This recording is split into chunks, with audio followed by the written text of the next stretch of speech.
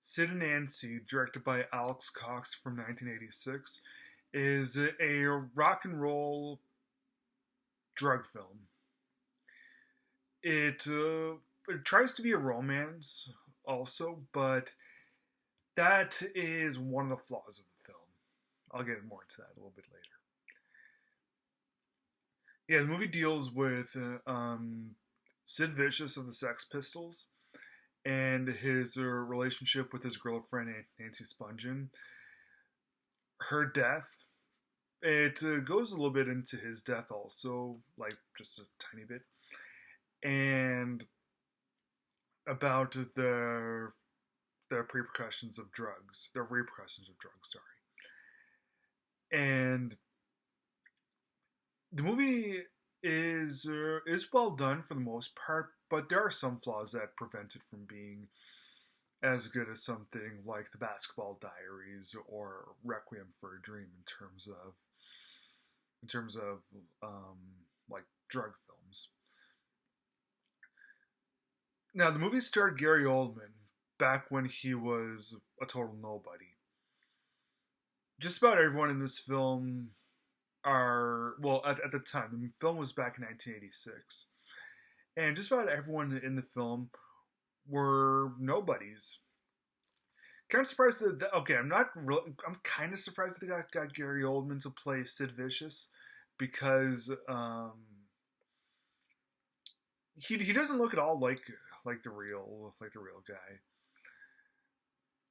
And they got if they were trying to get a total unknown to play Sid, and Gary Oldman at the time was a total nobody, then they should have gotten someone that looked even more like the real Sid than Gary did.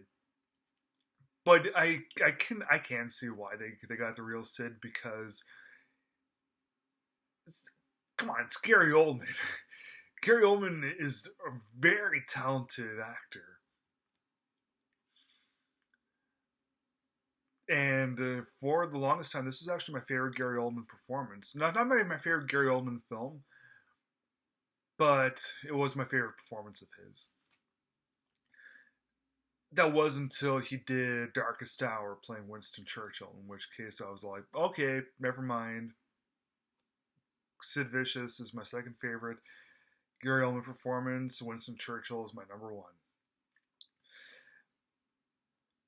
Now, I've heard a lot of people bash this film, most notably the actual guys in the Sex Pistols. You can't blame the actual guys in the band like Johnny Rotten and Steve Jones and Paul Cook for not liking the film. But if you look at the film from just a regular technological standpoint, it's actually really, really well done. But at the same time, because the movie is pretty inaccurate to what happened, and it doesn't even bother saying anything like fictionalized account, then yeah, that's a flaw on its behalf. One thing that that's one thing that I think was kind of a flaw. Like the movie, it's not even an American film, but I do think that if they would have um,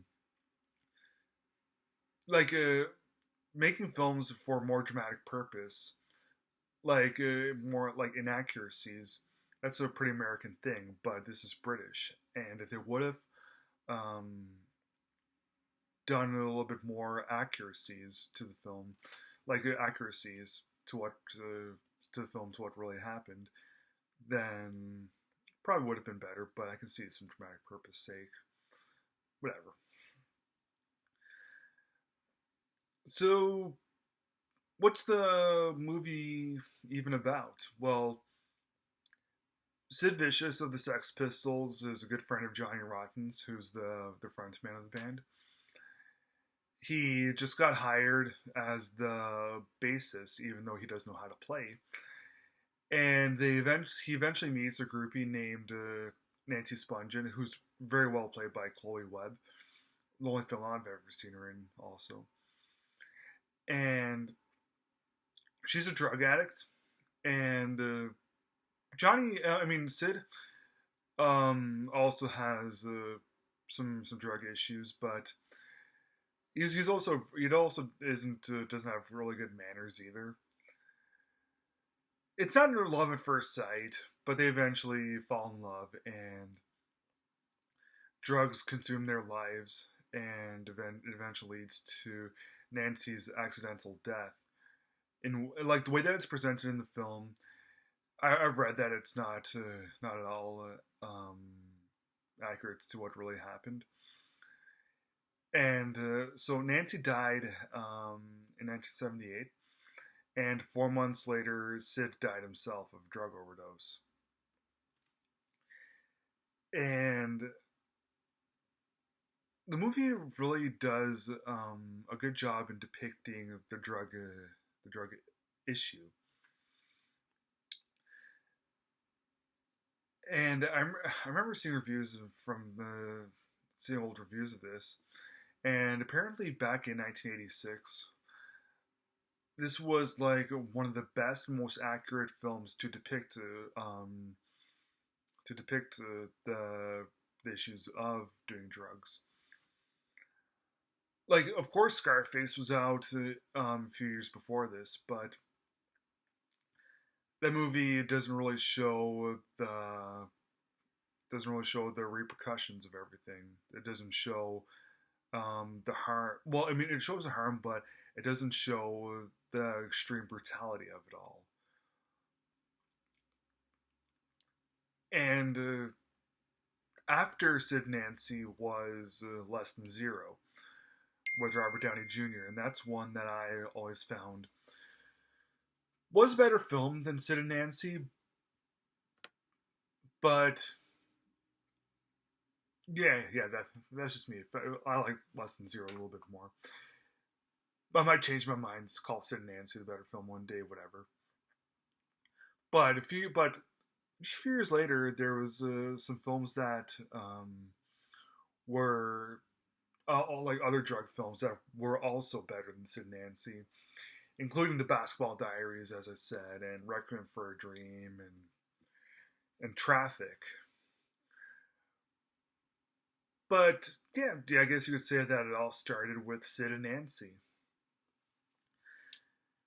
And the final act of the film, well, actually, I should say the final act. I should say the final half or the final 50 minutes of the film are really where the greatness of the film comes into place. That's really when you feel really sucked into it, and it's really when you start to feel the just how brutally drugs have consumed both Sid and Nancy's lives. The thing that I didn't like about the film, aside from its inaccuracies, and yeah, the movie does have flaws, like here and there, some moments of bad acting and whatever. Just like not a whole lot, just a couple.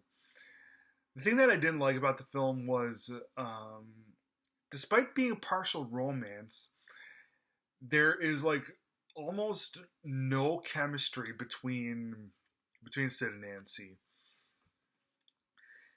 It does do a good job in depicting how both individuals progress throughout the course of the film, but it just seems more like it's like they're like they're lusting for each other. Doesn't really seem like they really love each other a whole lot. There's a couple of scenes where where maybe that's not true. Like you really do find some sort of a connection between them, but yeah, it's mostly just Sid and Nancy, like just having sex with each other without much passion between the two. Yeah, with if there was some actual chemistry between them, then I think that that would have made it, despite its inaccuracies, it would have made it a much stronger picture the way that it stands right now. But the way that it does stand, um, I do like it a lot actually. If the whole romance angle was fixed, I probably would have given this film the perfect score. But the way that stands right now, I'll feel like being generous and give it 3.5 stars out of 4.